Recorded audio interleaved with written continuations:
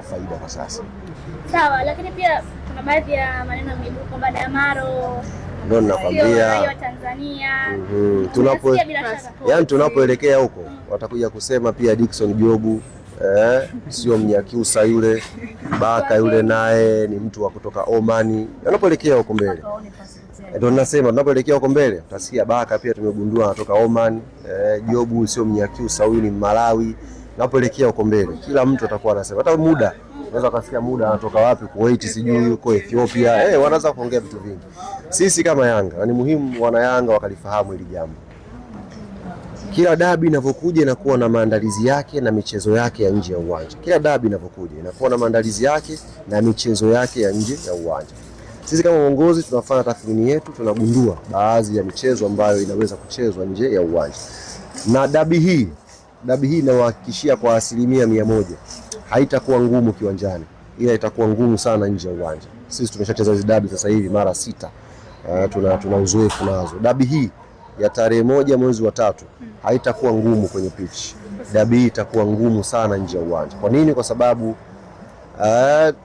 kuna vitu vingi sana mtashuhudia kutoka katika watu ambao wako nje ya Yanga na katika watu ambao wako ndani ya Yanga. Watu ambao hata hamtawatarajia watazungumza ya kuzungumza, lakini tunafahamu sisi hizo ni vipimo vya maandalizi kuelekea kwenye dabi. Kwa hiyo wekeni masikioni vizuri, sisi uongozi umetulia, tunafanya maandalizi yetu vizuri na hatutamjibu yoyote. Majibu yetu yote tutakwenda kuyaonyesha New Amani Complex tarehe 1 mwezi wa 5. Kwa hiyo hawa ambao wanalipwa sasa hivi, hawa ambao wamepandikizwa, wameandaliwa kwa ajili ya kuiongelea vibaya Yanga, watengeneze pressure, watutolee focus kwenye maandalizi yetu, niwaambie tu kwamba hawatafanikiwa. Sisi kama Young Africans Sports Club tumeshakuwa na uzoefu wa kutosha kwenye hizi dabi.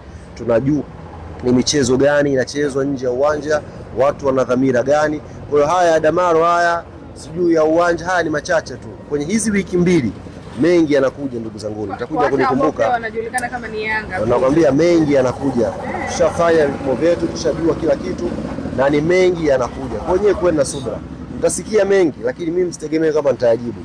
Kwa sababu tayari tumeshajua mchezo iko vipi na watu wanataka kufanya nini. Kwa hiyo tunataka tuende nao kwa taratibu. Unajua unaona dabi hizi yani zina mpaka afisa bodi ya ligi jana aliandika, kuna post yake aliposti akaandika kidogo. Nakwambia kila dabi inavyokuja inakuwa na maandalizi yake na michezo yake.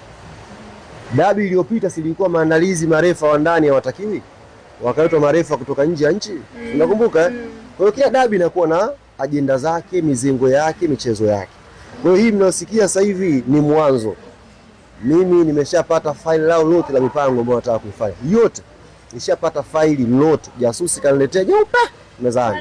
Bwana, mipango iko hivi, mipango iko hivi, iko hivi. Lengo lao wanasubiri sisi tujibu. Unaelewa? Tukishajibu sisi, maana yake tunapoteza utulivu wetu wa maandalizi kwenda kwenye dabi. Alafu matokeo yatakuja kutokea baadaye, matokeo yatakuwa yamegawanyika. Kuna stories za nje uwanja, kuna matokeo ya kwenye pitch.